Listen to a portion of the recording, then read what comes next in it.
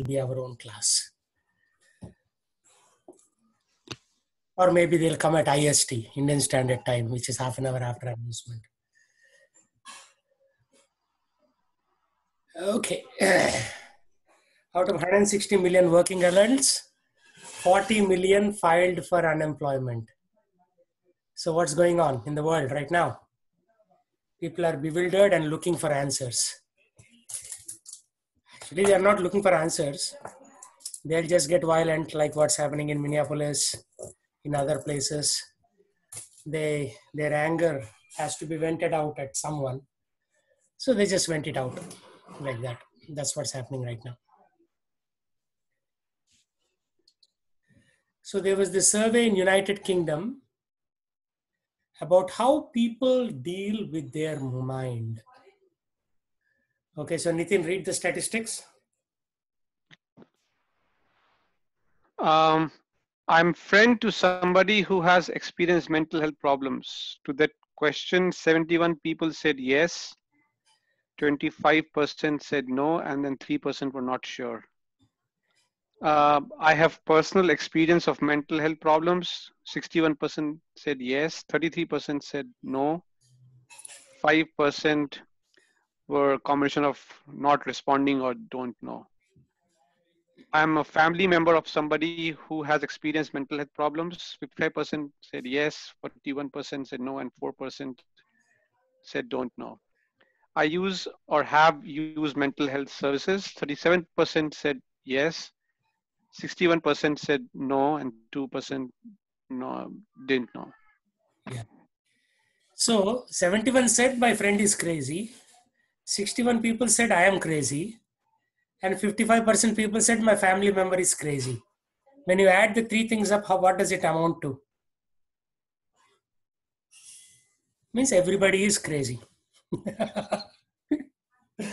you may be thinking I'm good, my friend is crazy.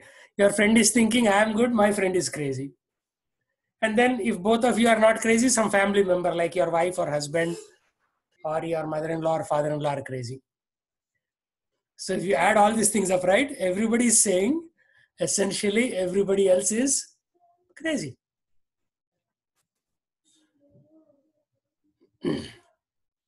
This is how surveys work. In surveys, right, people will never say that it is happening to me.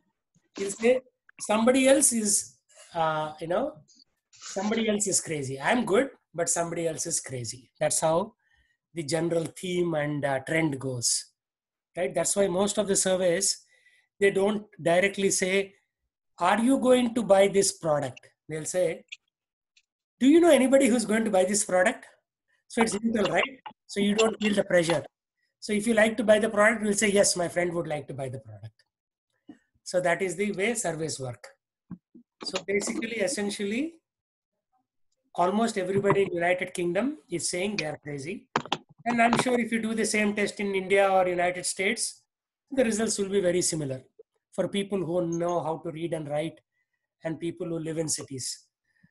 People who live in villages, they'll say, I don't care whether somebody is crazy or not. Let me grow my crops because without that I cannot eat. They have different kinds of problems. But these are problems of modern societies where everybody, is so stressed that there was a statistics that 33% of the psychiatrists visit other psychiatrists. You know what that means? 33% of the psychiatrists talk to so many crazy people that once in a while they have to go get themselves checked if they are still sane or they have also gone crazy. So this is the world we live in. This is the mind that people have. So Krishna Murli Prabhu just joined. Welcome to the class. So this is called a resilience model based on cognitive behavioral therapy. Cognitive behavioral therapy means you are using some kind of therapy to calm down your mind. So resilience means how you are able to bounce back, right? After a fall, how well you are likely to bounce back. So you have three dimensions of resilience according to these scientists. Of course, Bhagavad Gita, Srimad Bhagavatam talk about things in a much greater and grander and deeper scale. And you'll be amazed once you go into Srimad Bhagavatam how many places Lord Krishna talks about, or Lord Krishna's devotees, Vyasadev, Sukadev Goswami, and others talk about this. Even Lord's avatars like Hamsa Guhya prayers, right? In the Hamsa Avatara, how he gives advice. So well-being. What do you mean by Hamsa Avatara? You'll come to that. It is there in Srimad Bhagavatam. It's a minor section because there are a total of 21 avatars according to Srimad Bhagavatam. And then avatarena asankhena. So beyond the 21 primary avatars, there are many more secondary avatars. Avatarena asankhena. You cannot even count the number of avatars. Okay. So there's a big topic. We'll have to come to. Ete chamsa kalapumsha krishnastu bhagavan swayam indrari vyakulam lokam hridayanti yuge yuge. So cha amsha, ete cha amsha kalapumsha. Kala means a portion of the Lord comes as an amsha on this material world. But Krishna is the Bhagavan Swayam. When Krishna comes, he comes as himself. But once in a while, his kala means portion of a portion will come to this material world. So coming back to this slide, you have well-being, psychological coping strategies, and social capital. According to this scientist, these are the three elements, but depends upon, right, different scientists, right? Like I was looking at some University of Washington material around water sustainability. Because all these slides nowadays, the good news is everything is available, right? You have Stanford lectures online, Harvard lectures online. You technically don't have to go to university to study. That's what I told in my 4-session seminar around financial management for devotees, which I gave a few almost a month ago. It is there in my channel, Radhika Gopinath Das. You can look for those seminars, topics. So that's what I was telling in my seminar. You don't have to spend so much money to get a degree in any college these days. All material is almost online. What they do is 2020 material will be given in the college right now. 2019 materials they'll put online. So that, the people who are paying for the education, they don't feel that they are getting cheated. So at least the older version will be there online, and the newer version is getting taught to the current students. So in one of those sessions, I saw there were two models of water sustainability, and the dimensions were very different. One person looks at a framework approach. The other person looks at mitigation approach across different water management disciplines. So these are just, don't take these to be the entire universe of all the possible options. This is one scientist's perspective, and that could vary. I told you last time, or last to last time, definition of a muni is, a muni has to differ from the other muni.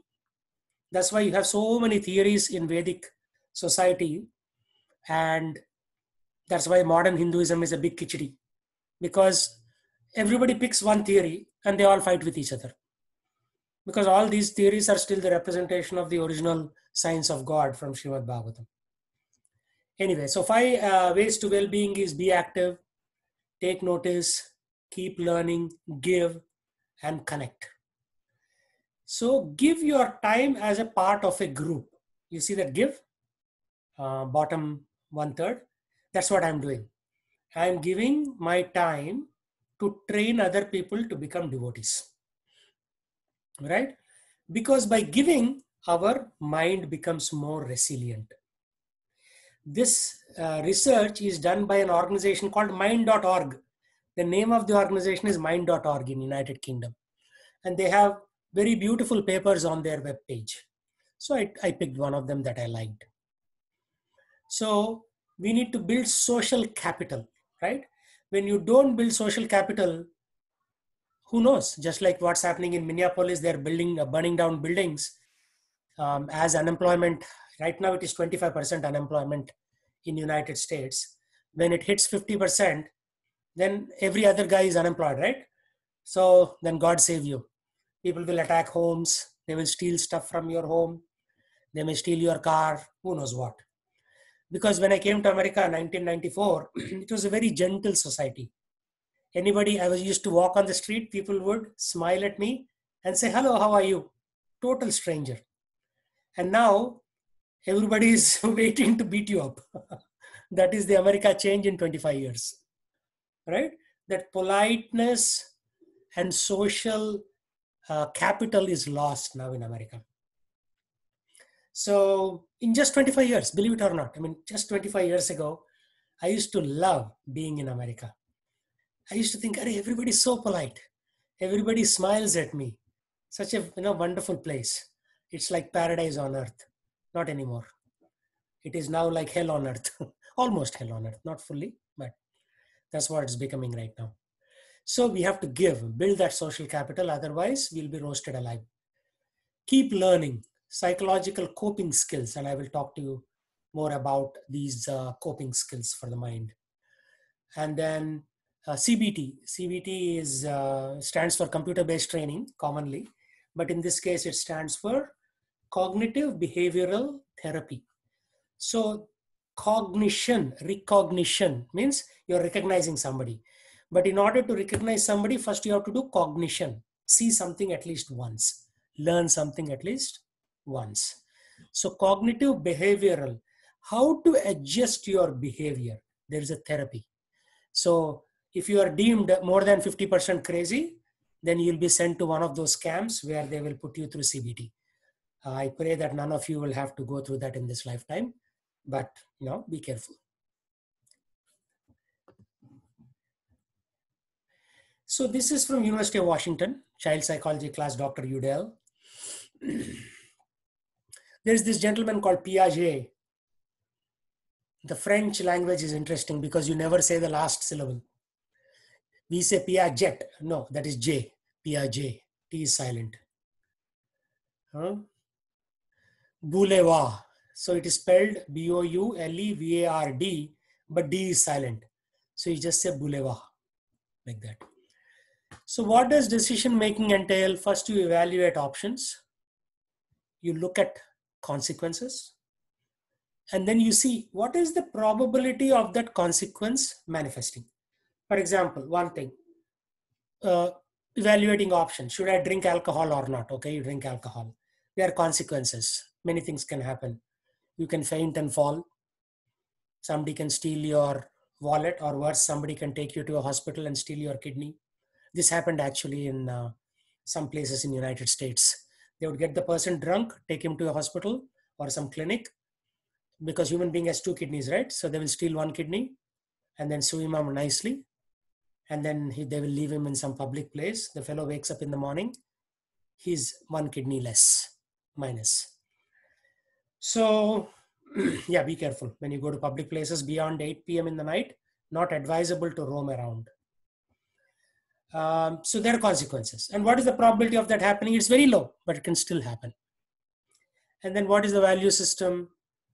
You could have a Western value system, urban value system, Eastern value system. And based on that value system, you can evaluate options. For example, if you have the Hare Krishna value system, then it says, don't even drink because it's one of the Kalistan. Kali Yuga resides in 4 places: meat eating, gambling, intoxication, and illicit sex. If you engage in one of these 4 things, Kali has full right over you because Krishna himself gave Kali that permission. Right?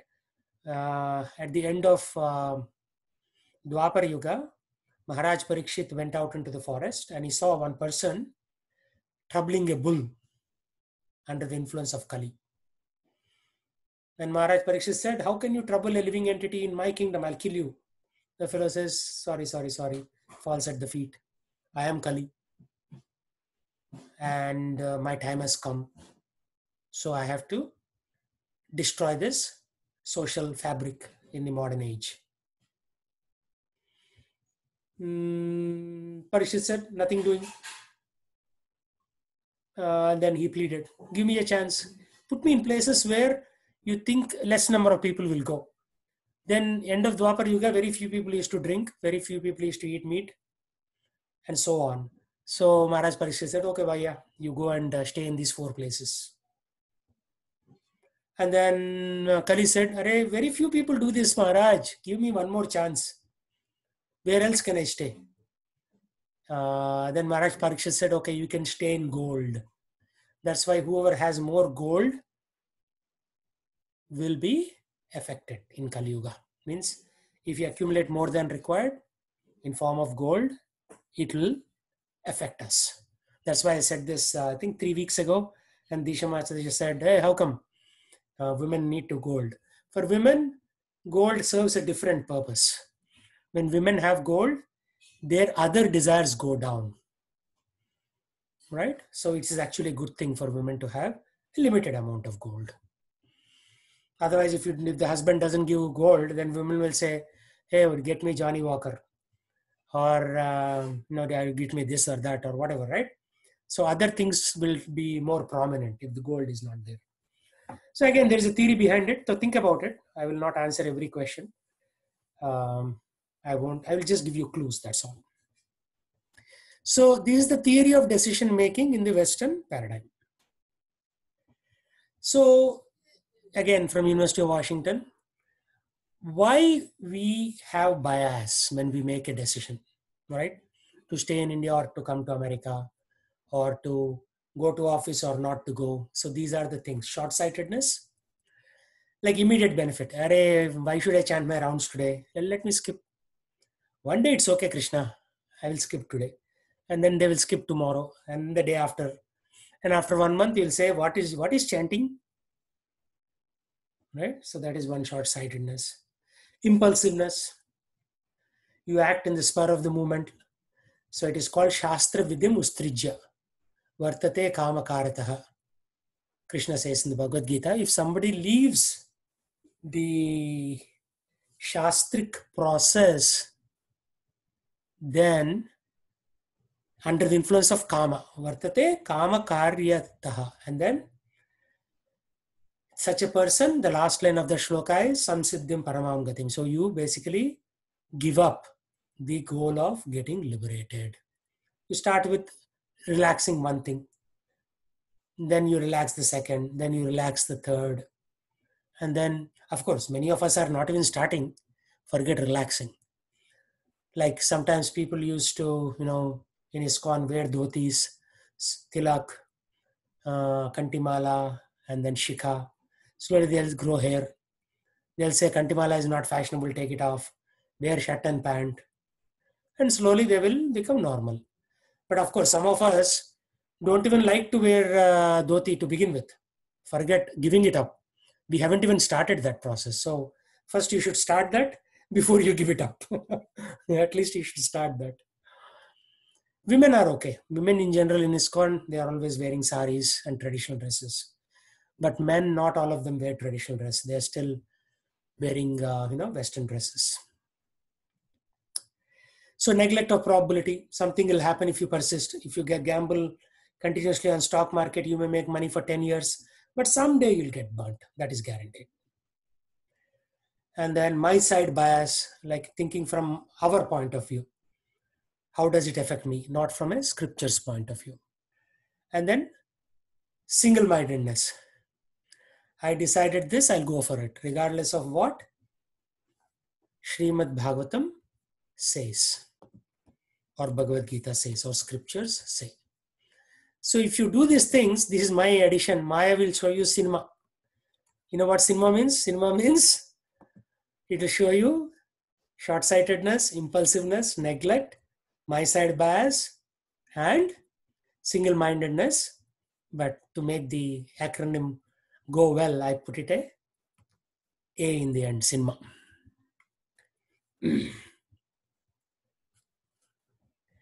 So some difficulties in decision making. Why we fail in decision making? Because inability to acknowledge complexity of the situation. So you may underestimate the complexity of the situation. And inability to decentrate means your monomania, focus just on that thing, but you don't focus away from the center of the problem. Always think of yourself as the center of the universe, which we are not, obviously. We fail to think of future. We only think of present. And we fail to think of less obvious choices. We just go for the most easiest choice, right? And again, this Western way of psychology is very, very rudimentary, very elementary, I should say. But then they don't like Eastern psychology because to a certain degree, they will accept China, but they won't accept India because it's a poor country. So they say, what does this poor people have to teach me? So in a way, India has to become wealthy if other people have to follow it. That's why Srila Prabhupada first came to America to train the Western devotees. Because if Americans take it up, then everybody else will take it up, right? Americans are the paragon of success in this world. So if Americans take it up, in general, everybody else will take it up.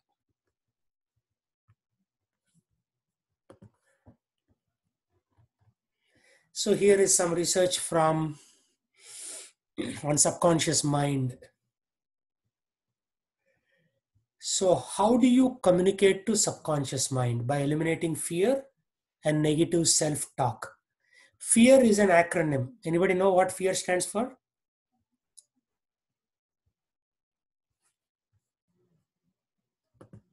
Anybody know what fear stands for?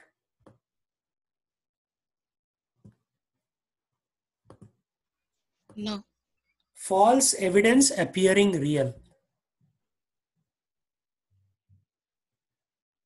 So it is not real, it is false, but you are fearful of that. So what do? You counter the fear or negative self-talk or you press the delete button. And then you set goals by desire, burning desire, right? So you say, I want to do it, therefore I will do it. Then you reinforce goal with faith and love. Visualizing that, yes, nobody can touch me, nothing can touch me because I am under Krishna's protection. And then communication from your subconscious, because although the non-devotees will say these things, they don't have a spiritual basis. They're just artificially saying, yes, I am going to delete my fear. But without the higher purpose, they cannot do it. So you control the threshold for conscious perception. So there is some consciousness at a certain level and there is subconsciousness, and we'll come to that. And then there's auto-suggestion. Even these karmis who don't do devotion activities, they're also saying, recite a mantra or reading out loud. So nothing better like reading out loud scriptures like Bhagavad Gita or Srimad Bhagavatam. So conscious mind, top 10, analyzes, thinks, and short-term memory. Subconscious mind, long-term memory, emotions and feelings, ityadi. So many other things. Even item number 7 is spiritual connection. Even the people who are almost atheists still talk of some kind of spiritual connection. So 7 and 8 are deep within us, spiritual connection and intuition that there is something higher.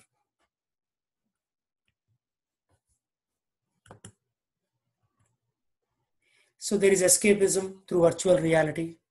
If somebody is going through surgery, right, they'll put VR goggles on their head and then there is some kind of surgery going on. Why? It is said that 30 to 50% of the people report pain reductions by just going through this type of virtual reality. But that's more the escapism. You are not really disciplining your mind. So this is very important. This is called the iceberg of consciousness. Dr. David Hawkins, he developed the map of human consciousness. And he says enlightenment or liberation or mukti is the highest. 700 plus points in a scale. I don't know what a scale is. You have to take some kind of test for you to get the scale properly. So there is the decision to love, which is the median. Anger is below that. Pride is above that. And then slowly we go up. So understandably, enlightenment is higher. Peace is next to that. Joy is one step lower. Love is one step lower, like that. And then under this, we have betrayal, friendships. And as you go down and down, these are like totally depressed people, like trauma, drugs, depression, abuse. They abuse other people. So this is the complete spectrum of our consciousness, according to scientists. Krishna, the Krishna consciousness movement has its own different spiritual scale.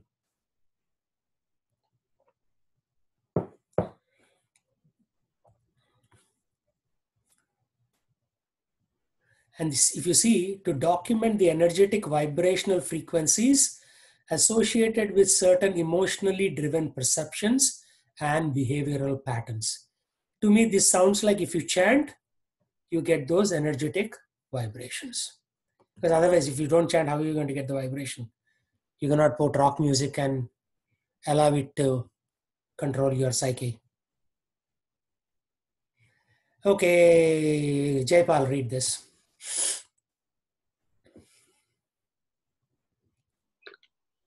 The lower levels of consciousness includes shame, guilt, hate, apathy, grief, and fear. These levels are dominated by the ego and our drive to protect ourselves from harm, anxiety, and depression. Anxiety and depression can be dominate as we hyperfocus on these emotions states. These levels are the most painful that we experience, and it is the pain that these levels create that drive us in our desire for understanding and personal growth. And this is very similar to what is said, right? In Bhagavad Gita also, pain has a purpose to show us that we don't belong in this material world. Now 25% of America is unemployed. So that pain is asking them to do an inner, digging through, like a heart surgery, to find out what is happening, why is it happening, and what is my goal in life, like that. So pain is actually a good thing. Okay, continue. Dr. Hawkins describes these lower levels of consciousness as the ego dominated. They also align with our lower chakra system, root, sacral, and solar plexus. Individuals that resonate with those lower vibrational frequencies generally are processing information directly from amygdala. So emotional response is triggered before planning, reasoning, and cognition. So some kind of emotional response is required, right? That's what your project manager does. They taunt you, they slightly insult you so that you feel inspired to produce better, right? That is one of the subtle techniques of project management, so that the team can be, elevating their vibrational frequency, and then they do better planning, better reasoning, and cognition. So emotional response is necessary. Okay, continue. The 1 minute. The water lines represents the decision to love. Anger is the turning point. Anger is our body's way of telling us something is wrong. If you're feeling a desire and neediness for someone and they're not meeting our expectations, we then feel that anger. Anger is telling you that the relationship represents a misalignment from that inner self to be the true you. Now, as you move up the scale into pride, further evaluation as to whom you are and what you value takes place. You can then be courageous, think neutrally outside of those thinking traps, into a place of willingness, acceptance, reason, love, joy, and peace. Enlightenment is the final step that with inner self work can be achieved. So again, he is referring to that particular diagram that we talked about, from getting out of anger, coming to the decision to love. So to love is a decision that you need to make. So love is not a noun, love is a verb.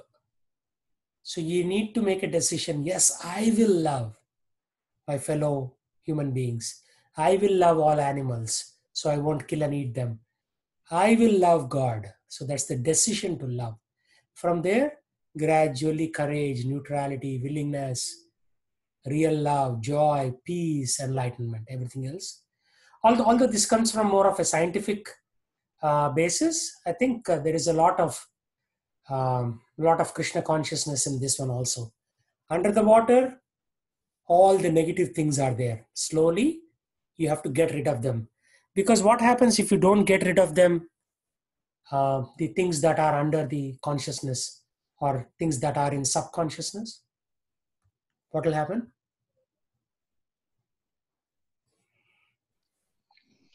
Get destroyed.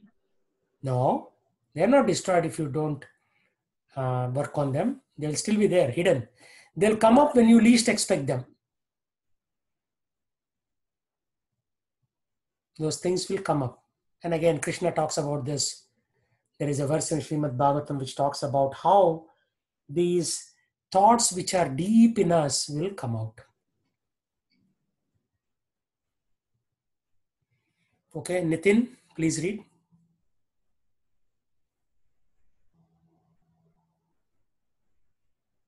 Nitin?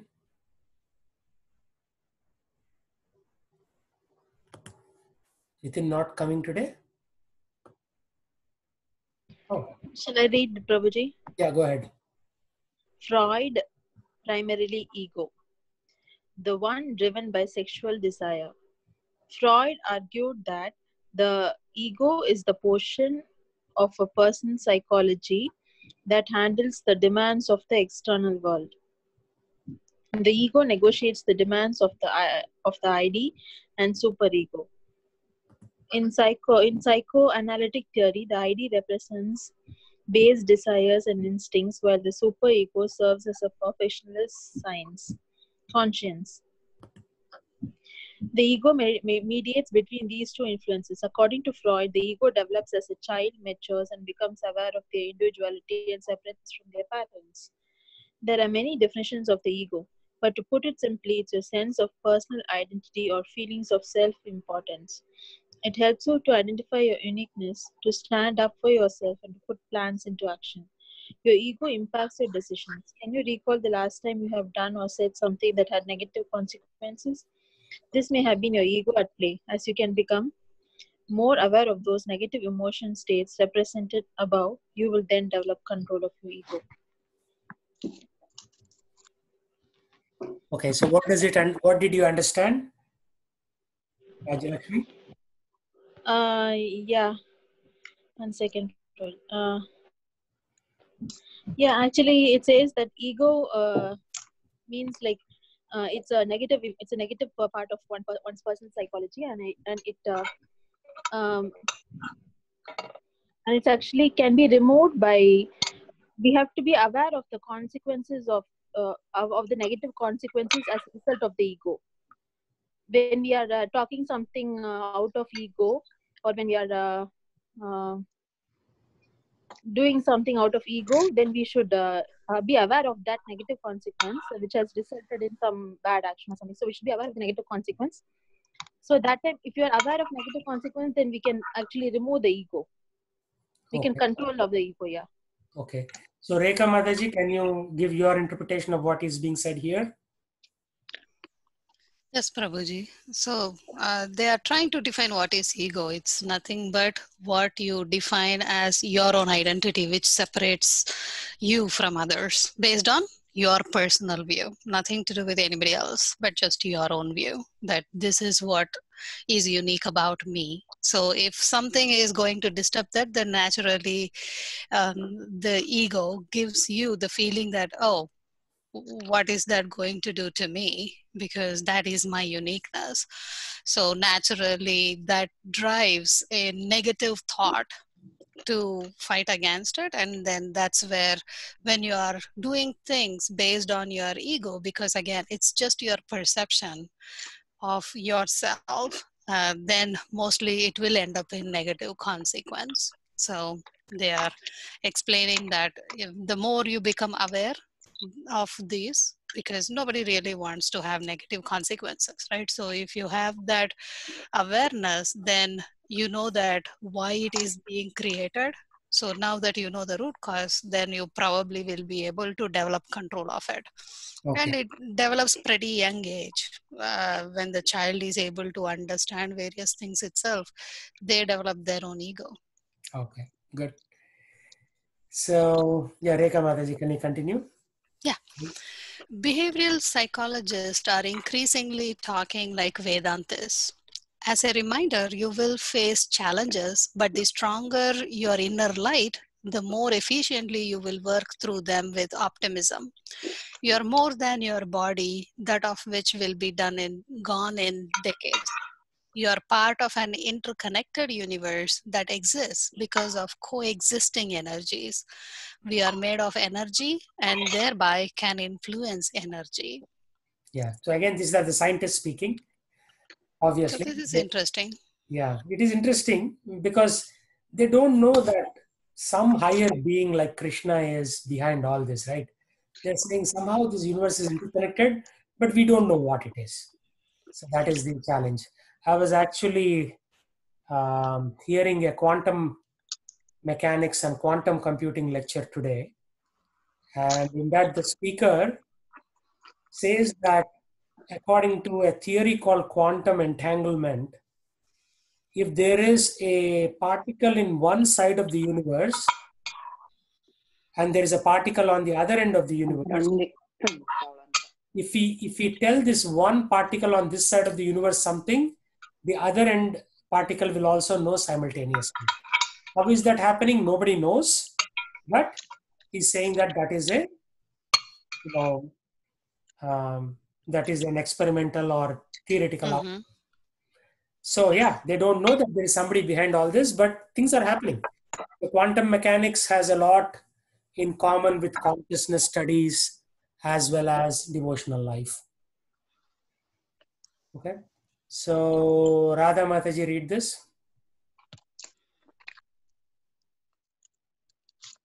Haribol Prabhuji, I just have to see it. Okay. We do not yet understand enough about consciousness to say what kind of concept are minimally required for those higher order mental status implied by consciousness. Moreover, the theory of mind research in infancy, where the first mental concept are occurred, is still in its beginning. Because of the importance of this topic, progress on investigating the earliest theory of mind development holds great promise. What is your understanding of this? What is it? What is your understanding?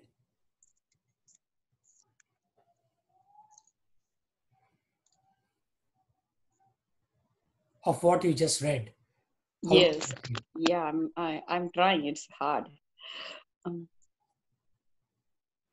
So looks like they don't know what is higher consciousness is. Exactly. Like they are in Very simple. He infancy says that stage.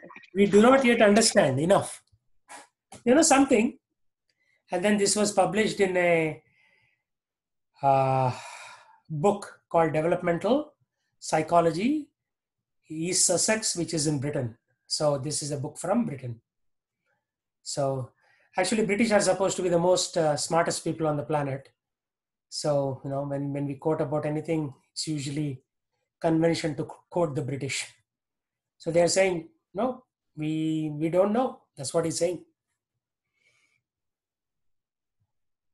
So now we jump to spiritual basis.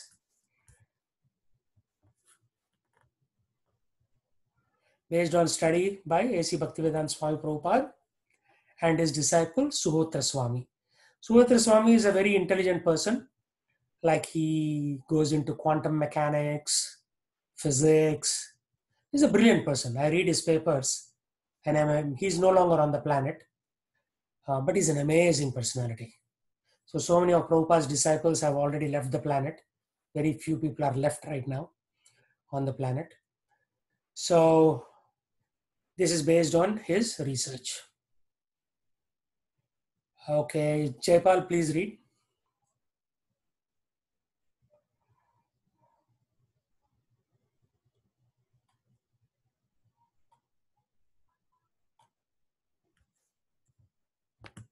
Jaipal, are you there?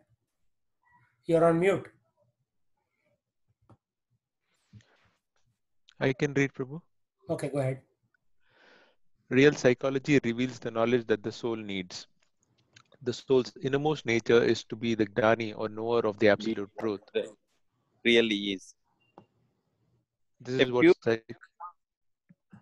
pure eternal servant of Supreme Soul, Sri Krishna. Oh, so both of you were reading, one was on mute. Okay.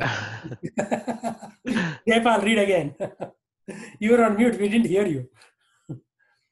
No, I was unmute, Prabhuji. Really, we didn't hear, so Sheshdev started reading. Oh, okay. That's fine, Prabhuji. Please continue, Prabhuji. Okay, Sheshdev, read. Okay, I'll start again. The soul's innermost nature is to be the Gnani or knower of the absolute truth. This is what psychology is really about. Psych, a Greek word, means soul, and logy means knowledge of. Real psychology reveals the knowledge that the soul needs to have in order to be what he really is, a pure eternal servant of the Supreme Soul, Sri Krishna.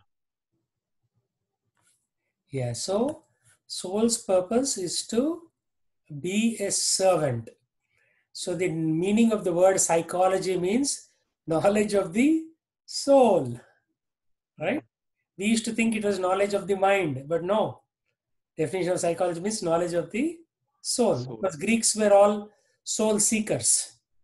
So, but now psychology means somebody becomes crazy and starts shooting people, and they is put into a psychological asylum and they are given treatment, electric shock or whatever. So this is not psychology. This is something else actually. Okay, Sheshdev, continue. Psychiatry and abnormal psychology. A conflict between two persons usually means that one wishes to remember something that happened between them while the other wishes to forget it. Even a single individual can be torn by opposition between one another. This is called mental conflict. One part of us wants to remember something, another part wants to forget. According to the Western disciplines of psychiatry and abnormal psychology, the condition of neurosis, which includes anxiety, states, obsessions, and hysteria, is all about mental conflict. So what is your understanding? Yeah, I think what they're trying to say, psychiatry means, mental conflict. It's like your mind is, almost fighting against each other. Something that one part of your mind wants to remember, the other one wants to forget, and they state that it's a condition of neurosis, almost blaming it on the nerves. Anxiety, state, obsession, hysteria. It's all about mental conflict. There's no mention of soul, but it's all about mind and its conflicts. Okay, very nice. Okay, Gopal.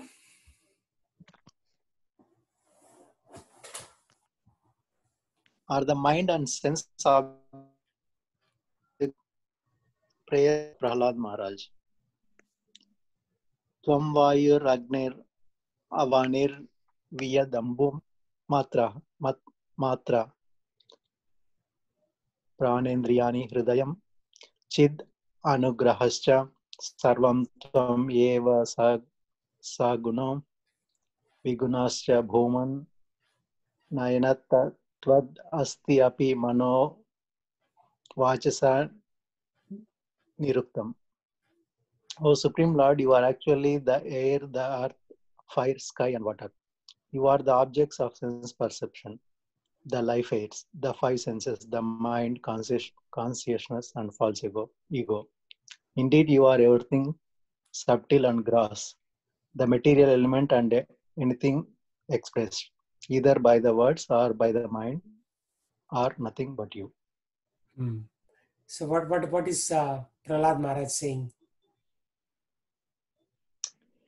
So Prahlad Maharaj is saying it's all about Supreme Lord is about entire five element: earth, fire, water, and ether. All these sense objects is a perception of all these combinations. Yes, that is the main point. These are all perceptions, objects of sense perception. So our senses are running after something, and everything that you see is just perception by the senses. The elements and anything expressed either by words or by the mind. Words are expressions of the mind, but sometimes you don't need to express them, right? You can still keep them in your mind.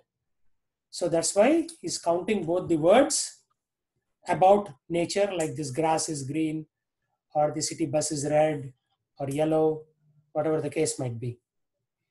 Everything is Krishna himself. It's a pretty important thing. And he says, the mind is also a manifestation of you, my Lord. The mind is a manifestation of you.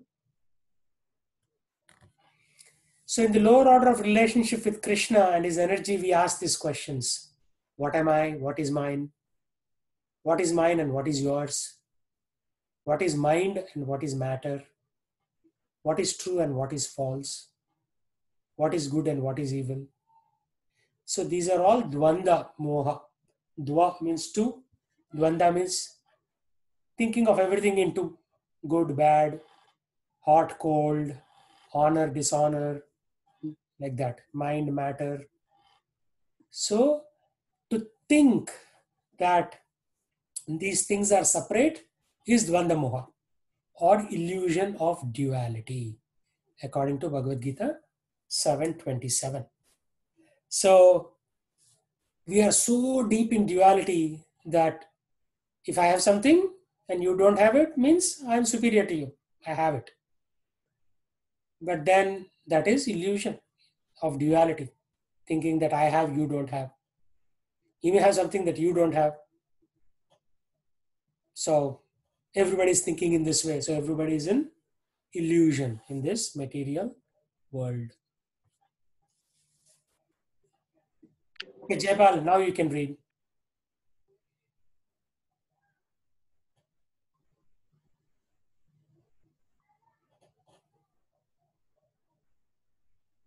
I think Jaypal is having audio issues again. Prabhuji, I'll read, Prabhuji. Actually, you read once, right? You'll get a chance later. Disha Mataji, read. Sure, Prabhu. Material objects are existing prominently within the material mind. When materialism is renounced, the mind, senses, and their objects are at last understood to be different from the true self.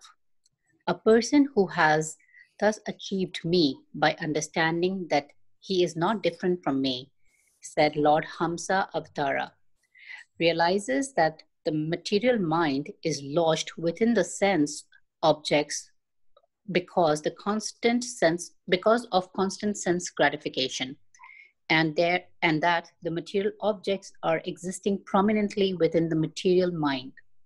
Having understood my transcendental nature, he gives up both material mind and its objects. Yeah. So what happens is material mind is lodged, means firmly fixed within sense objects. And that material objects are existing prominently within the material mind. So that's why when people come to ISKCON, we say, don't watch TV, don't watch movies, because they are putting more and more material images in your head. And because of these material objects, and they gratify our senses, right? So because they are gratifying our senses, we like them, and we are firmly established them, sthita, in our psyche or consciousness. And it's very difficult to give up those things. The only way anybody can give up is by doing what? By Devotional service. yeah. Service. That's a good answer. But here the last line says that, last sentence. Having understood my transcendental nature, understanding that Krishna is the Supreme Lord, understanding his nature, understanding his avatars, understanding his leelas, then gradually the material mind can be spiritualized. The objects are still there all around you. It's not like you become a big devotee and then you look at a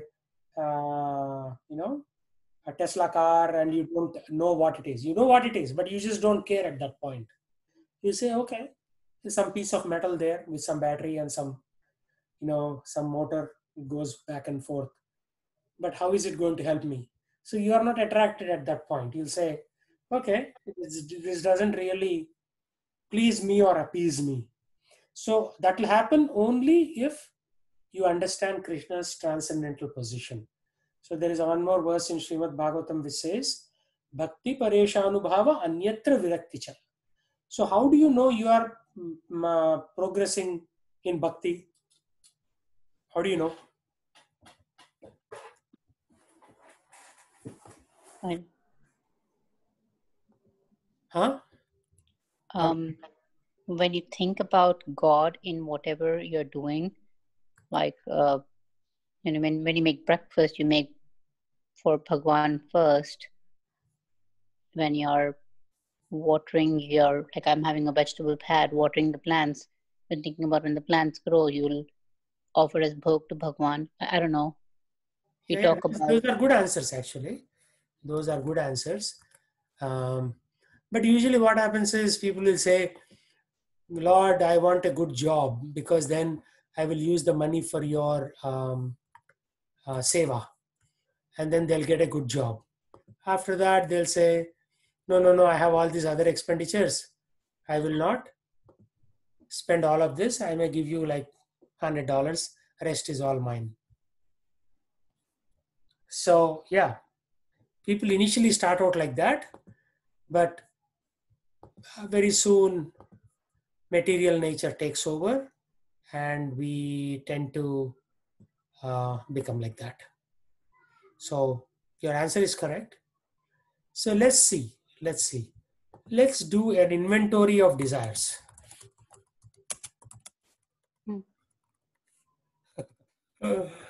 So without any judgment, tell what desires anybody has. Good, bad, ugly, doesn't matter. And you may have had this 10 years ago, you don't have it right now. That's also fine. Just say what inventory of desires. No judgment. So let me start with my desire, right? Because I am teaching you. So what could be my desire? Maybe a Tesla car, right? Okay. So somebody else? A big home. Big home, okay.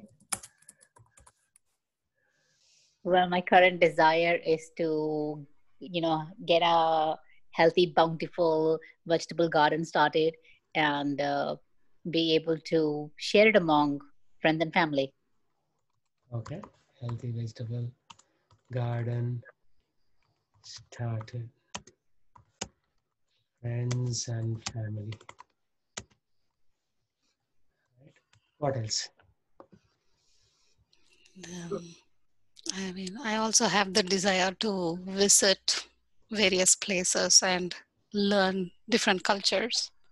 Visit countries and learn. So this should be a material desire or a spiritual desire? Just don't give any judgment. Just tell me the list.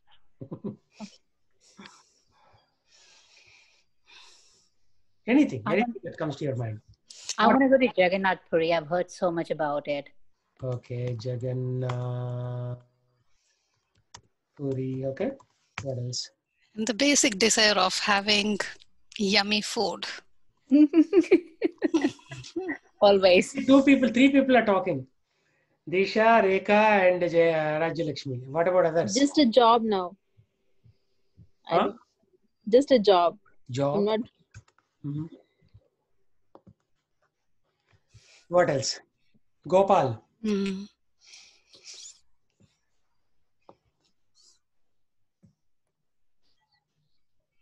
Okay, one more of my desire. More students.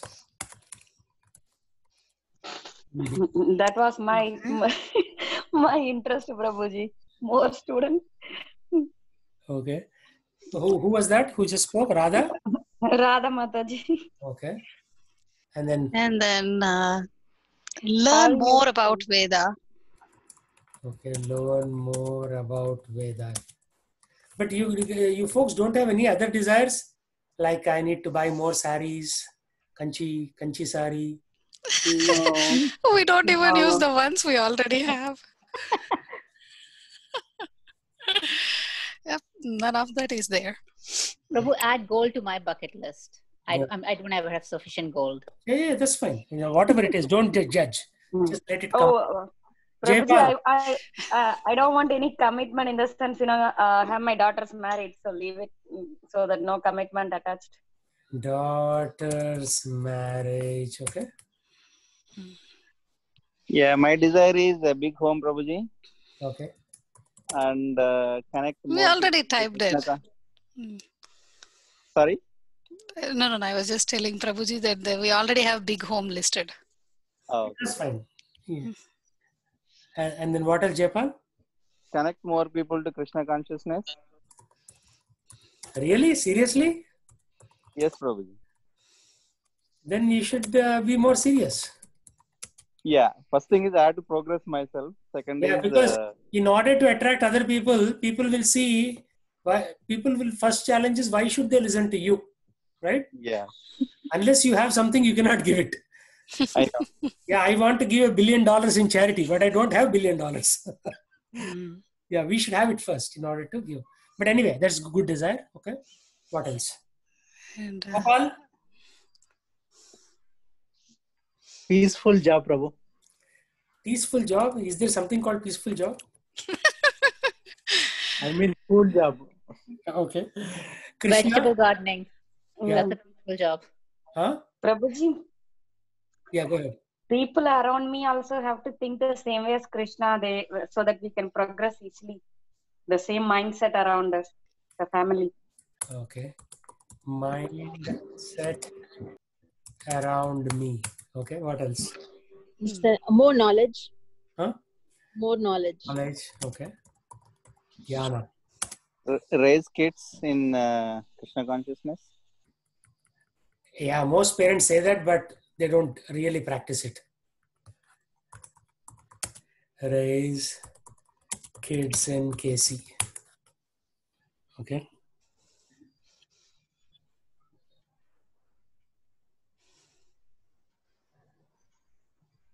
What else?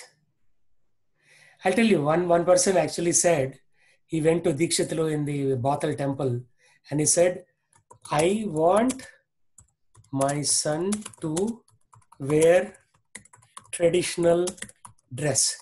And you know what he was wearing? He was wearing shorts. And Dikshitlu immediately told him, if you wear shorts, why will your son wear dhoti? You wear dhoti, he will wear dhoti. true. You cannot preach but not practice. Mm-hmm. So it's like that. People don't want to practice, but they want their kids to be like pakka, devotees like that. So unless you do it, why would they do it? Yeah, I mean, it's not only devotional thing. I think a lot of us parents want our kids to be perfect in anything and everything, even though we know that we were not that. Yeah, that's true.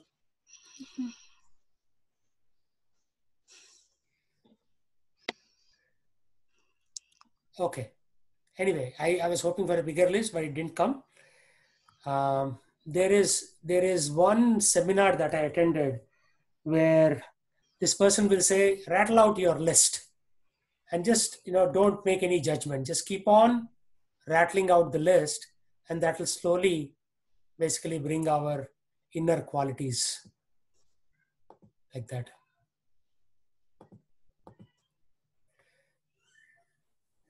Okay.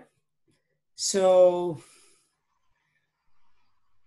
When materialism is renounced, the mind, senses, and their objects are at last understood to be different from the true self. So the injunction here is that we should renounce our materialistic thoughts and deeds. Otherwise, our mind will never be happy. Okay, who didn't read? Somebody else can read this, maybe.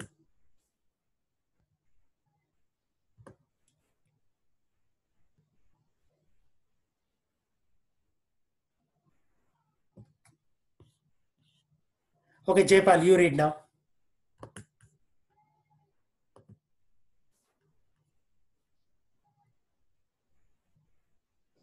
Sorry, Prabhuji. I was on the mute.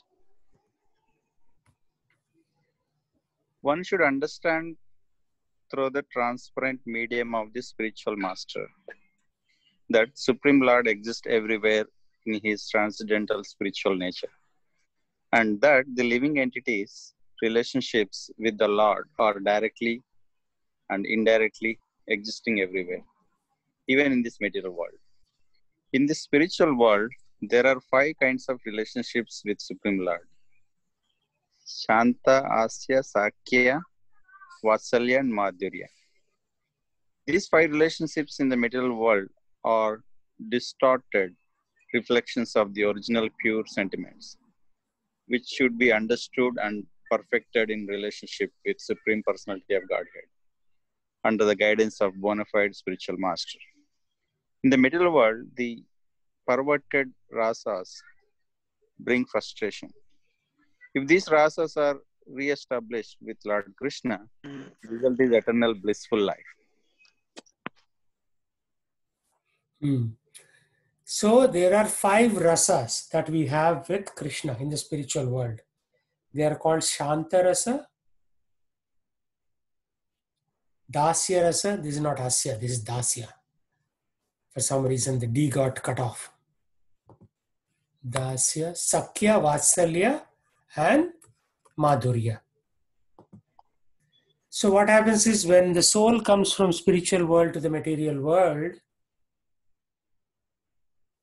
we still have those rasas, but in a perverted way. Means they have modified or transformed a little bit to maintain compatibility with the material energy around us. So you have primary rasa called Santa Rasa in the spiritual world that transforms into land, home, furniture, and other inert material objects. Santa means neutral or silent, right? So no positive or negative emotion attached. It is just neutral. And the consequence of that is we want more land, more houses, more furniture, etc. And that is our undoing, right? Like most Indians in America have 2 houses, 3 cars. Whether they need it or not, they have to show off to other people. So they will go for that. I've seen that. Even in our own temple, many people have 2 houses. Some have 3, some have 6. Why? That's not what Krishna said. But people have a lot of properties. But that is Santa, neutrality. With that, you are going nowhere. Dasya means servant, being a servant of the Lord. But because we are in the material world, we don't want to serve other people. We want servants to work for us. That is called Dasa relationship. So in order for us to go back to the spiritual world, we have to practice this concept of Dasya. I am your servant. That's why if you see my email, I put in YHS. Means your humble servant. Right? So I am a servant teaching all of you Bhagavad Gita. That's it. There is no other goal or motive. So the moment we want servants to serve us, means we are trying to become the master like Krishna. And that is the disqualification. And the consequences will feel like we are the master. No, the moment we feel we are the master, that's a disqualification in getting closer to God. So there is this, in Madhacharya Sampradaya, there is a great saint called Kanakadasa. Whatever his spiritual master used to say, he just used to do it. That's it. Stand up means stand up, sit down means sit down. That is the type of servant attitude or servitude that we need to inculcate. Otherwise, theoretically learning the Bhagavad Gita will go nowhere. Next is Vatsalya. Affection of a parent for a child, known as Vatsalya. We feel our kids will take care of us as if we are taking care of our parents. Are we? We are not. And we are thinking our kids will take care of us at some point. Because that is our consequence of not serving Krishna as a parent in the Vatsalya Bhava. The final one is Madhurya, affairs of conjugal love. So in the spiritual world, everybody is loving Krishna 24/7. And in the absence of that, the consequence in the material world is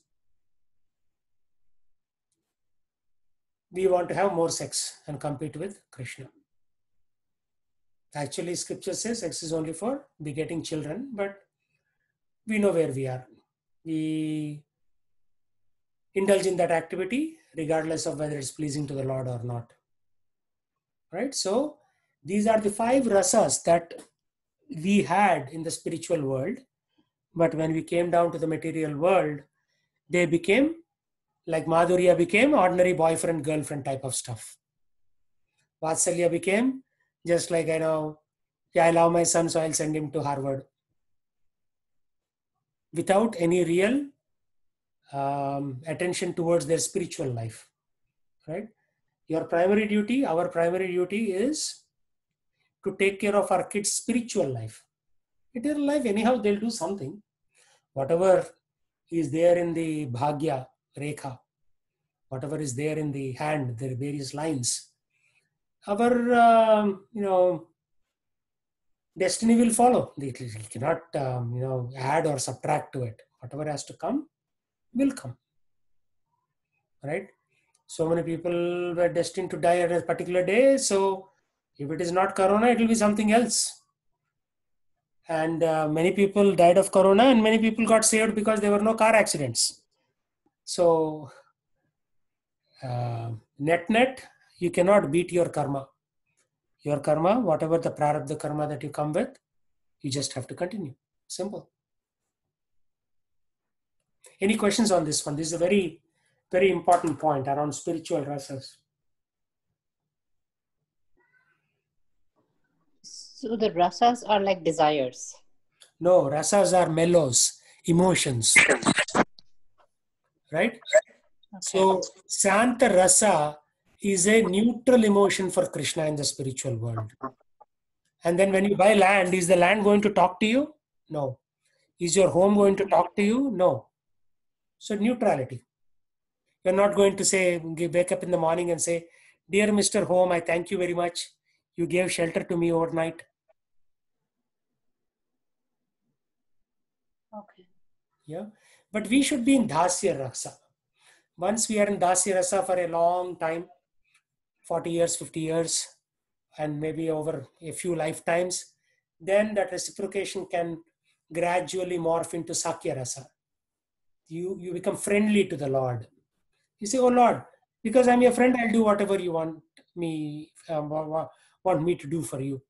Right? Just like Arjun, whatever Krishna said, he would sometimes complain a little bit, but he would do whatever Krishna wanted him to do. And Vatsalya, of course, Mother Yashoda, she never complained. Krishna used to be a very naughty boy, always torturing his mother, Yashoda. This problem or that problem, every day. Yashoda was never in peace, believe it or not. Somebody said peaceful job. I think Gopal said. If you go to spiritual world, there is no peace. Because you are anxious for Krishna. Oh, did Krishna eat today or not? Have to do something for him. Does Krishna have a good towel to wipe his body after he took bath? So let me make a nice handloom towel for him. Right? Spiritual world means anxiety. Spiritual world is not peace. If you want peace, you have to go to Brahmajyoti. And then after some time, you'll be kicked out of there. Brahmajyoti is where, oh, you just sit in peace. Spiritual world, no peace. That's how scriptures describe it. And then finally, Madhurya, to become a lover of the Lord, that is even higher than, just becoming a parent, because parent has certain one-way obligation. A lover has two-way obligations, right? So just like husband has to fulfill wife's wishes and wife has to fulfill husband's wishes. And because husband fulfilled wife's wish, wife is now obligated to fulfill husband's wish. So there is constant competition of who will serve the other person more and more and more in love, right? So that is the material love here on this planet. But in the spiritual world, it is nothing to do with bodily attraction. That love is very different. That love has got everything to do with pleasing Krishna. End of story. Got it. Yeah. Okay. So, Rekha Mataji, read.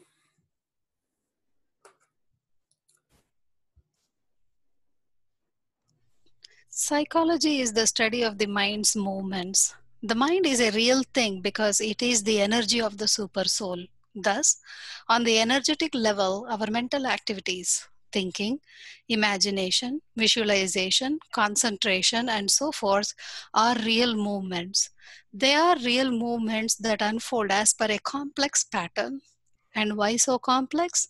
Why does the study of the mind's movements, the study we know by the word psychology, become so mysterious and convoluted? That is because the mind moves according to our desires. It is our desires, meaning in our present state, our material attraction, that complicates our mental processes. Yeah. So, why is the mind moving? Because of our need for sense gratification or material things. Yeah. According to our desires. Yeah. Our desires are mostly sense gratification desires, right? Mm-hmm. So, satisfy the eyes, the ears, the tongue, the nose, and the skin. Yep. So, constantly, like when a husband comes close to the wife, what is the first contact? The contact is on the skin. And then when we are hungry, our first contact is on the tongue with the food. So it's always, we are having these desires for sense gratification. Yeah. So it is our desires, meaning in our present state, our material attraction, that complicates our mental processes. So desire is the root of all evil. Evil. Who said this? I don't know who said that, but I have heard it all the time. Yeah, it is Gautam Buddha. Gautam Buddha said this 2,500 years ago. Gautam Buddha, who was born in Lumbini, right now in Nepal, or border of Nepal and India. So he said, desire is the root of all misery. Of course, people have changed that to evil because misery is a more sophisticated word. So evil people relate to very quickly, right? So our material attraction, everything boils down to our material attraction. And it's so difficult because I've been practicing this for 18 years.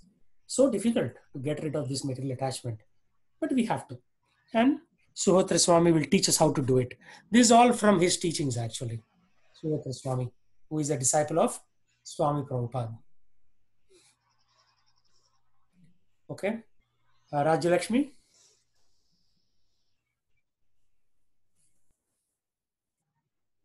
Mind controls matter. Desire controls mind. Yes, you can control matter with your mind. In fact, this is happening constantly. But what controls your mind? Desire. To wrest the mind from the control of desire is not easy. Actually, it is impossible. The only option we have is a choice as to whether our mind shall be controlled by material or spiritual desire. But more about that later. Repeatedly, we find ourselves girding up for a final battle with our desires. The aim being to defeat desire once and for all and to be free of it at last. This is very daunting to say the least. Very daunting means very difficult, right? It's not an easy thing to control our mind. And Krishna, what does Krishna say about the mind in Bhagavad Gita? Mind is your best friend or your worst enemy. Yeah. So looks like only Rajalakshmi is reading book. What happened to Mrs. Jaipal? Sushma, are you there?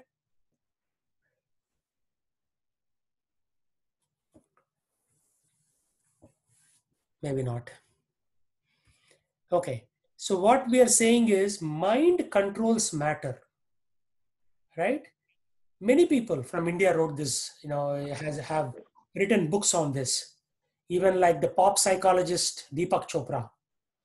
Deepak Chopra reads the Bhagavad Gita, but he uses not to get liberated, but he uses that to promote his business. What is his business?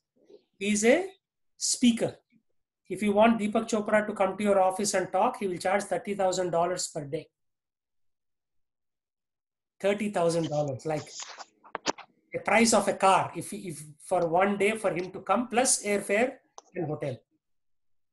So he read the Bhagavad Gita and he uses that to influence corporate America, right? He came to Microsoft campus also a few years ago.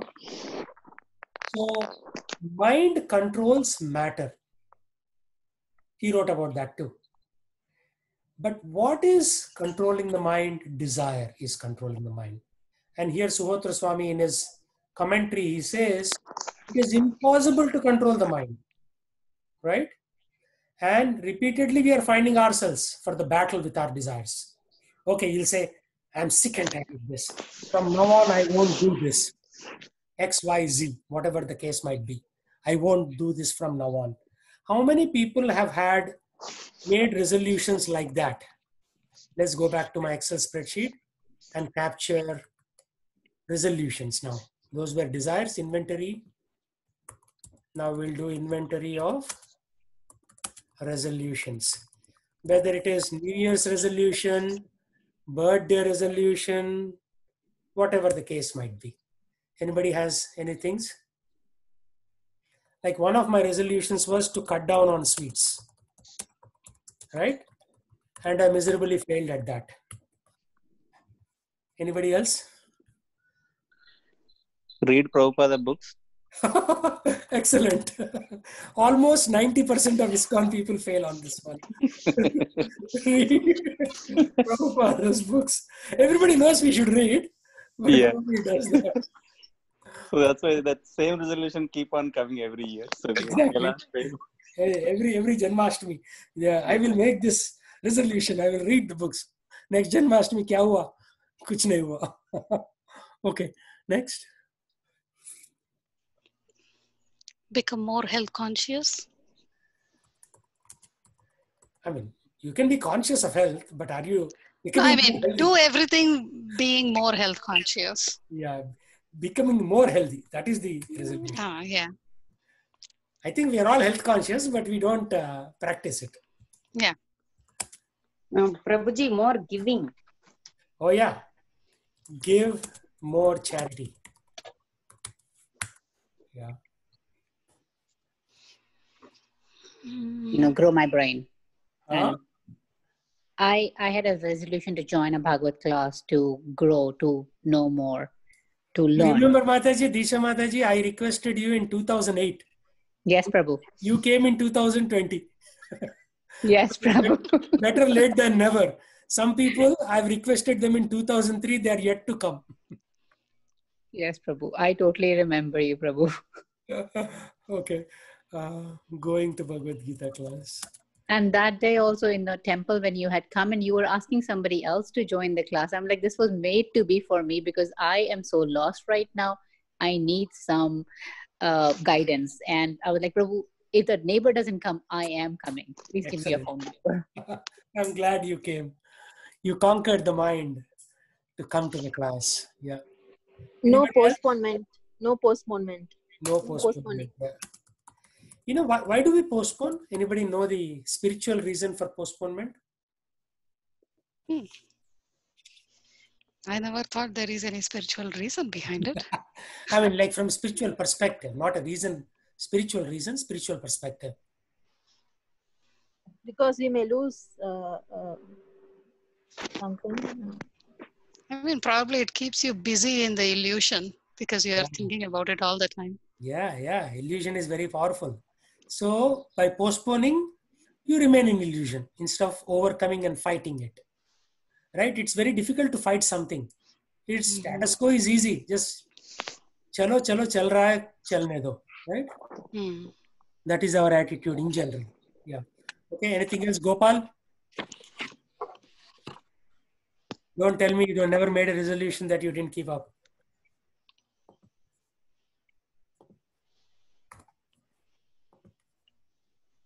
I mean, less screen time is one thing that sometimes it's very hard for me to follow. Yeah. That's a very big thing actually in the modern time, less screen time. Okay, that's a good inventory. Let's go back. So we are fighting a battle with our desires. We are fighting battle with our desires on a daily basis. We have to overcome that. And when you mention this list, these are big ones, but there are a lot of small ones, right? Like, I don't want to keep this vessel without washing in my kitchen sink. And invariably, every day we fail at that, don't we? Your theory is what? I will keep everything clean. But your practice is what? Once in a while, you'll keep on leaving your vessels in the kitchen sink. Yeah, I personally can vouch for, I am not good at that. My husband is, but I am not. Yeah. Clean kitchen sink, right? So we have to, I mean, there's so many small things like that, like, getting all the stuff from the car when you come from outside.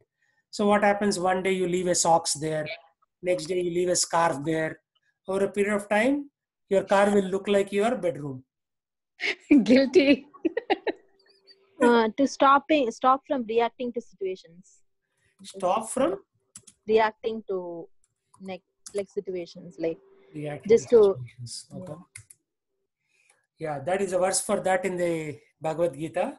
Rago ragattvakam viddhi trishna sanga samudbhavaha. Raga. So you are attached to your false ego. That's why you react. Otherwise, what is there? If somebody says you are a goddamn fool, you should think, yes, actually I'm a goddamn fool. Why did I leave Krishna and come to this material world? I'm actually really a fool.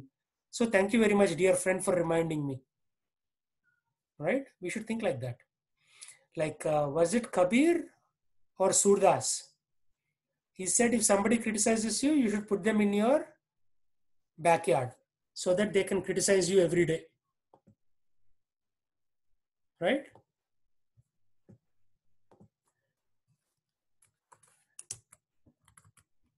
Okay. Next one. What is the invisible enemy? It is the karma. Karma means lust. Lust for some achievement.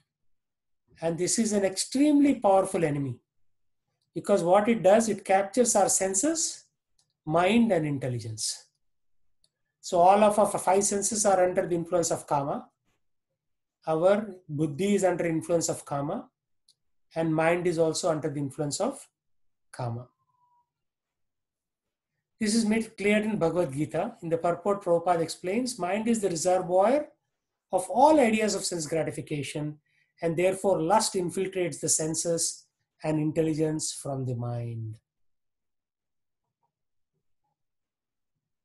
So what does lust do?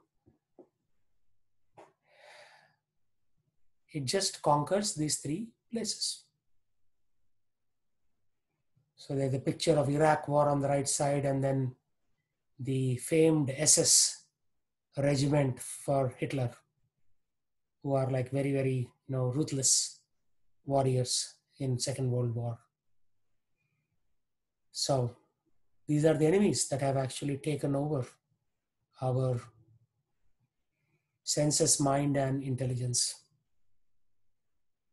There's only one enemy. It comes in various forms. That's called kama or lust. So why are we troubled by this nonsense? So Sushma, if you are there, please read. She's not there, Prabhuji, today. Oh, she's not there. Okay. Yeah. Radha Mataji, read. Actually, Sheshdev, read. You didn't read today. Oh, yeah. Oh, okay, here. Why troubled by the nonsense? Just like in the water, in the pond, sometimes you will find all of this sudden one bubble comes from within. But that means the dirty things are within soaked. Stocked. The surface of the pond is the surface awareness of the mind. The bubble that rises from the bottom of the pond is a desire. Suddenly, there it is, filthy desire breaking into our sublime thoughts. Why? We ask ourselves, why am I again troubled by this nonsense which I thought after so many years of chanting Hare Krishna, I had rid myself of? This is the quotation from 1974 Srimad Bhagavatam lecture by Srila Prabhupada. Yeah. Prabhupada. So remember, we showed that picture where a lot of things are below the ground, under the water level. So these things, grief or neediness or fear or depression, suddenly it will shoot up one day. Some nasty thought will come up and you're thinking, "Arey, I thought I was such a good person. What's happening? Why is this thing coming?" So the ability to control those things is very important.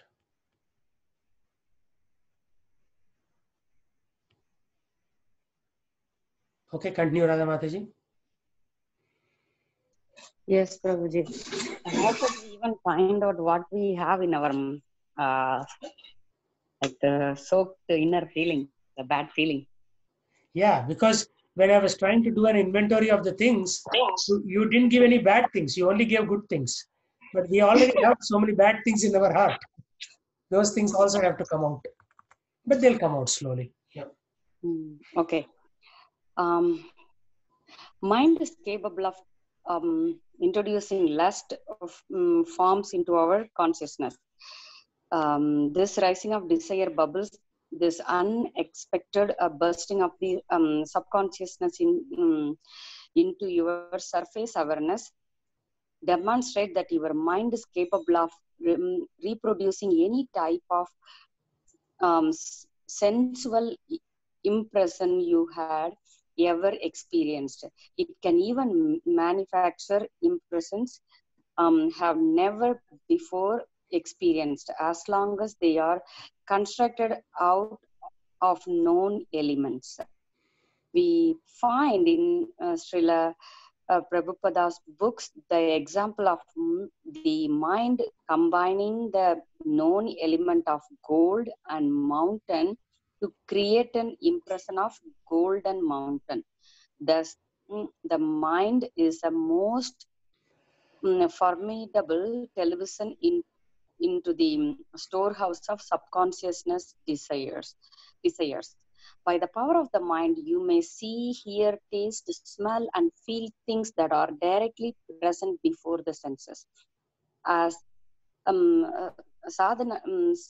sadhakas, we control our external sensory expressions.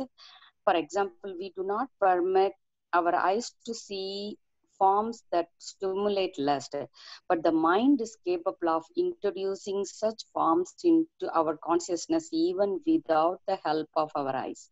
Yeah, so this is the most dangerous thing. What Yeah, happens, two people dropped off from the class, but they are missing the main point. That's why patience and tolerance is a virtue. You cannot think that, okay, I know all this and drop off, and then the real point comes. Mind is capable of introducing such forms into our consciousness even without the help of your eyes. So you can say, okay, I won't watch movies. I won't watch television. I won't even look at beautiful women or beautiful men, so that my mind will start racing.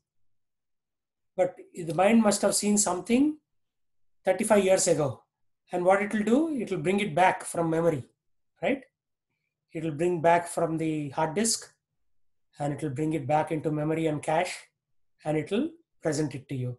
And then you think, it was such a pleasurable experience 35 years ago by doing this activity or seeing at this person or this thing or whatever, right? Like many of you have seen Taj Mahal, but right now you have not seen it. You can just, as soon as I said Taj Mahal, in your mind, the image of Taj Mahal came. So mind can bring very old memories back. And more importantly is this sentence, it can even manufacture impressions we have never before experienced. So maybe you watched, let's see, Nutan. Nutan was a heroine in the 1970s, right? I saw a Nutan picture when I was very young. But the moment I said Nutan, I could remember Nutan's face, the movies that she acted with Devanand. And not only that, I can also get the picture of somebody who is not as beautiful, but mixing Nutan's beauty with that person's some other characteristic, right? So the person could be cruel, but then he could be beautifully cruel. I mean, physically looking beautiful, but also cruel at the same time. So mind can manufacture these kind of, juxtaposition, as they call it. Just like if you see, like if Gopal goes home and he sees gold earrings on his wife's ears. And then on the way while he's driving, he looks at the Snoqualmie Mountains from I-90. In the dream, he will see a golden mountain because he saw his wife's gold earrings and he saw a mountain. And he will wake up and tell his wife, I had such a nice dream. I saw a mountain, it was made out of full pure gold. So mind is also capable of juxtaposition. So it can take two concepts and bring it together. Therefore, you should never trust your mind, because mind can produce artificial images. You can only trust, the only thing you can trust is scriptures. You cannot trust even your college professor. Why? Because he's also a person, right? He's also doing juxtaposition. He's taking biology and he's mixing with psychology or chemistry, and he's coming up with something different. So how can you trust a human being who's himself under the influence of illusion? Only thing you can trust is Krishna's words in the Bhagavad Gita, because they are not illusion. They cannot be manufactured. They are very, very strong statements, actually. No human being can even make such strong statements with their limited experience. Right? So be very careful. So we'll continue next week from here on. Let's chant today. Any questions before we chant?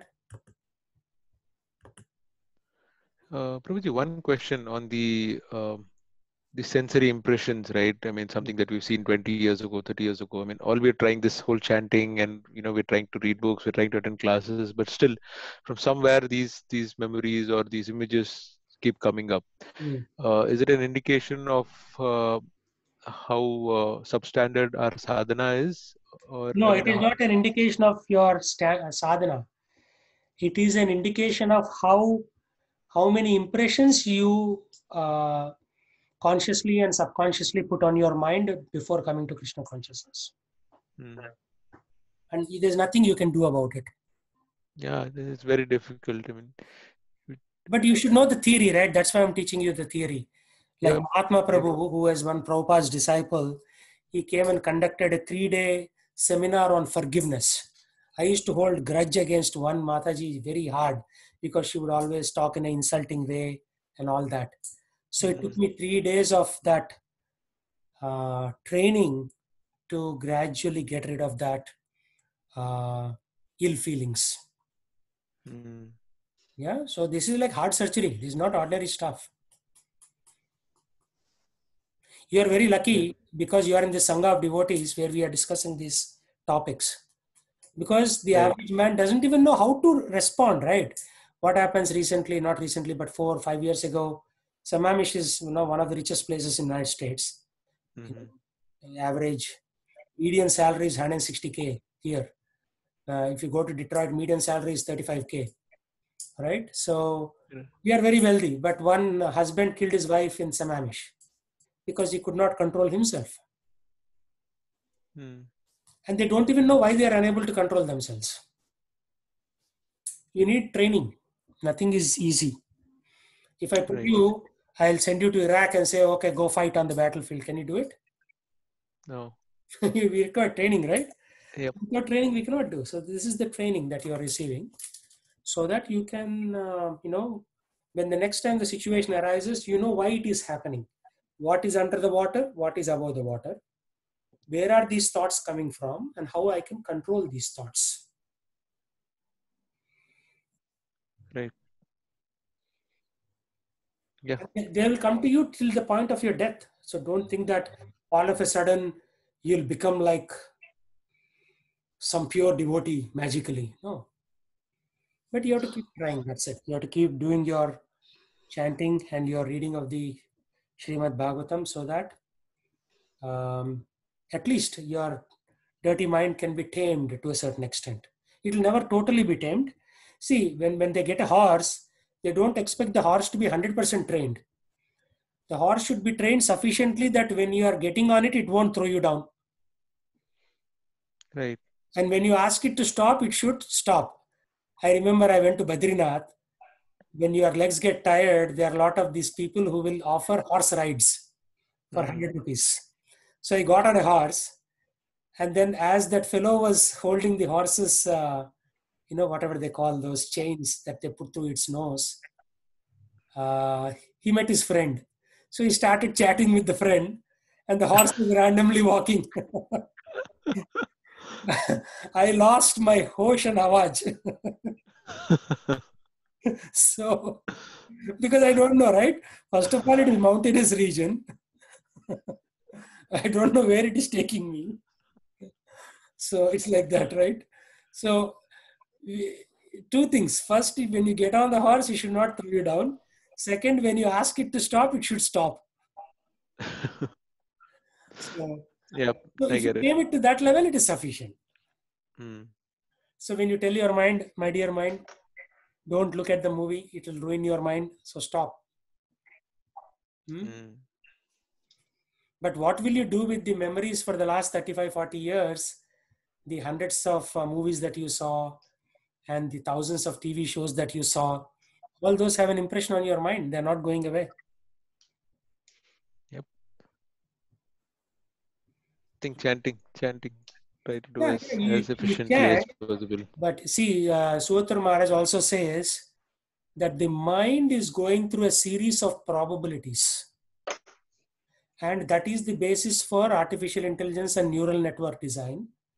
So what they do is they develop multiple intermediate layers in deep learning. And with each layer, they assign a set of probabilities. And some layers, they will assign some of the cells as 0 probabilities so that the layer gets skipped, so that your training happens faster. So go read up on reinforcement learning and deep learning. So many papers on internet. So they are trying to replicate the mind, but at the same time, while they're trying to do that, they're understanding the mind also. Right? So these impressions are not going to go anywhere. They are going to stay. So when in doubt, think of this class. Think of what you learned about how the mind operates. Yeah. And then you tame it to a level. You will not tame it 100%. You will tame it to 70%. And remaining 30% is just, somehow manage. That's it. Yep. I'll remember the iceberg. Remember the iceberg and remember the gold mountain. Yep. So our thoughts are actually due to the senses, actually, Yeah. or thoughts. Yeah. Senses, no, thoughts are due to the whole system, right? You have senses, mind, and intelligence. Okay. Right? Soul doesn't carry anything. Soul doesn't carry anything. Yeah. Your mind carries everything. So when somebody dies and they go into the next body, they carry their mind. That's why you'll see some dogs are very ferocious. They must have been like a general manager in Microsoft or Amazon in their last life. Right? So, or maybe an army general in their last life. Srila Prabhupada said that Nehru was born as a dog in Sweden. Jawaharlal Nehru. So, these things, the elevated devotees can tell what can happen to a soul, what life they are getting in the next lifetime, and also precisely where they are taking birth. We don't know, but maybe we'll know before the point of death if we follow the scriptures properly. So we have to be very careful, right?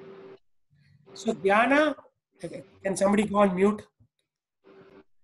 Everybody go on mute. Jnana will take you only so far, like the Jnana Marga that you were pursuing, Rajya Lakshmi, before coming to this class, will take you only so far. Because what is the danger with Jnana? Tell me. What is the danger with Jnana?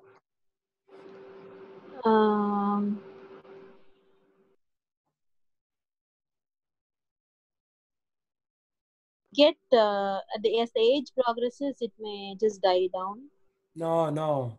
This whole thing about golden mountain. If you put more bits and pieces of information in your mind, you'll create more images. You get the point? You should learn sufficiently to understand the philosophy and practice the philosophy. That's it. Too much jnana, if you put into your head, that will only create more images. Okay. Yeah. Okay, let's chant now. Prabhu, So, I have one question. but what is the difference between senses and the sense gratification? Like sense gratification means? Okay, Rekha, can you explain that? Yeah. So sense gratification is nothing but things that you do to make one of your senses feel like it is satisfied, right? So for example, let's say you're watching a very good movie because you are thinking that, hey, I really want to see something, and then you are doing it. So that is why it is called sense gratification. Yeah, excellent. So, Something that engages your senses to give you pleasure is sense gratification. Okay. Right? But you have to look at the complete system. You cannot say, Hare, I am pressing this accelerator and car is going forward. Accelerator will connect to fuel. Fuel will burn in the engine. Engine is connected to crankshaft. Crankshaft is connected to gearbox. Then that is connected to wheels. You have so many things before the car is moving forward. So look at it as a complete system. Systems thinking, as they call it.